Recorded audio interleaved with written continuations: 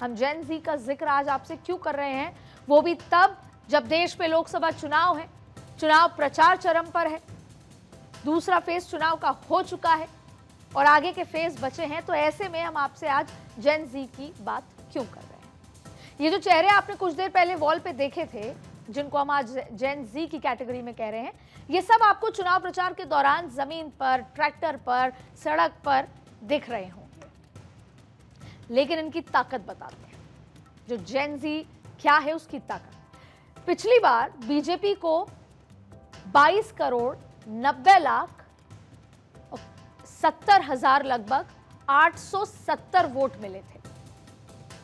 और क्या आप जानते हैं कि 2024 के चुनाव में 20 से 29 साल के युवा वोटर की संख्या 20 करोड़, तो 18 और 19 साल के वोटरों की संख्या करीब 2 करोड़ है।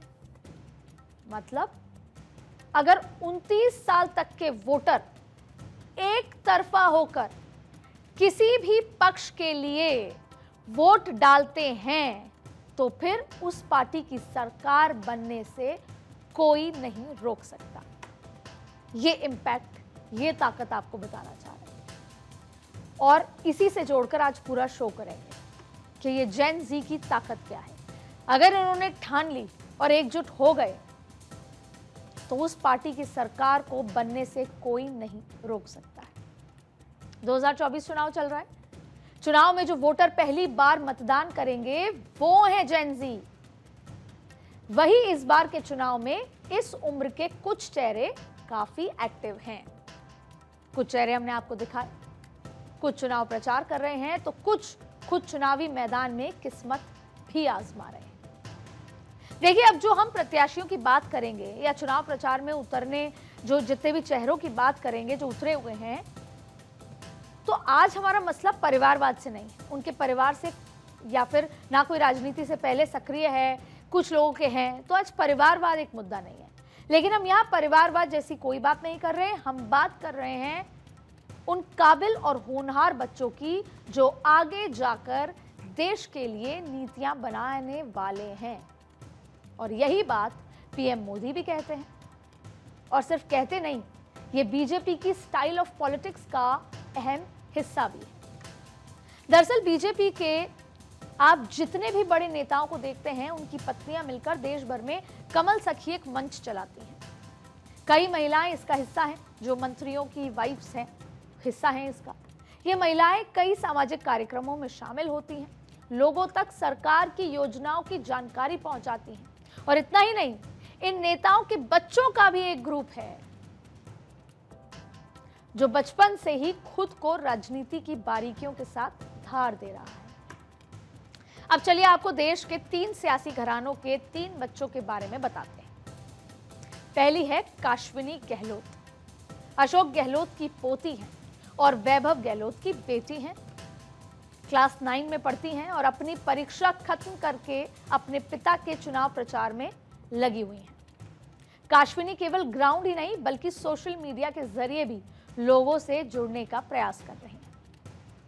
आप उनके सोशल मीडिया पर देखेंगे तो आपको बड़ी रील्स दिखेंगी, चुनाव प्रचार अपनी मां के साथ करते हुए अपने पिताजी के लिए। और उससे कुछ चंद महीनों पहले वो अपने दादा के लिए चुनाव प्रचार कर रही थी। अब दूसरा चेहरा देखिए, अदिति यादव, अखिलेश और डिंपल यादव की बेटी। अदिति मैनपुरी में लगातार अपनी मां यानी डिंपल यादव के लिए प्रचार कर रही हैं। इंस्टा पर अदिति के 4 लाख से अधिक फॉलोअर हैं। अदिति यादव विदेश में पढ़ाई करती हैं और फिलहाल चुनाव के लिए भारत आई हुई हैं। तीसरा चेहरा, महाआर्यमन सिंधिया, ज्योतिरादित्य सिंधिया के बेटे हैं और अनोखे अंदाज में चुनाव प्रचार करते दिख रहे हैं। उन्होंने तो राजनीति कब से देखी है अपने घर में। छोटे सिंधिया कभी समोसे की दुकान पर समोसा तलते हैं तो कभी अपनी मां के लिए साड़ी खरीदते नजर आते हैं, तो कभी आदिवासी परिवार के घर जाकर चूल्हे की रोटी खा लेते हैं। इन तस्वीरों से आप समझिए कि इस जनरेशन में राजनीति को लेकर कितनी परिपक्वता है। जिस जनरेशन को दुनिया केवल मोबाइल और कंप्यूटर के लिए जानती है, पहचानती है, वो दरअसल ऐसे ही हैं। आप तस्वीरों में देखिए, आप जो सोचते हैं कि मोबाइल कंप्यूटर, वो ये भी है। ये जनरेशन सामाजिक ताने बाने को भी भली भांति समझती है। अब आपको 30 साल के कम के उम्र के प्रत्याशियों से भी मिलवाते हैं। उत्तर प्रदेश की मछली शहर सीट से समाजवादी पार्टी ने पूर्व सांसद और मौजूदा विधायक तूफानी सरोज की बेटी प्रिया सरोज को टिकट दी है। प्रिया 26 साल की हैं, दिल्ली यूनिवर्सिटी से लॉ ग्रेजुएट किया है और सुप्रीम कोर्ट में प्रैक्टिस कर रही है। राजस्थान चलते हैं। राजस्थान की भरतपुर लोकसभा सीट से कांग्रेस ने संजना जाटव को अपना प्रत्याशी बनाया। संजना महज अभी सिर्फ 25 साल की हैं। विधानसभा चुनाव लड़ चुकी हैं और बहुत कम वोटों से चुनाव हारी थी।